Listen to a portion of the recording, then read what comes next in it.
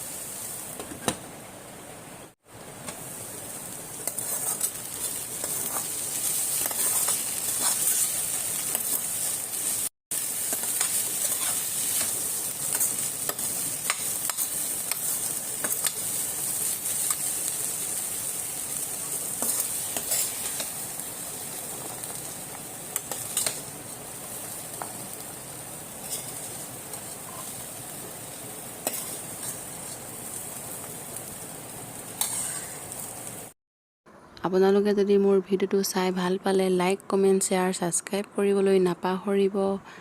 ভিডিঅ'টো শেষলৈকে চোৱাৰ বাবে বহুত ধন্যবাদ। অন্যটি ৰেচিপিৰ ভিডিঅ'ৰ সৈতে লগ পৰে। আজিলৈ এৰিছোঁ আপোনালোকক। Bye bye.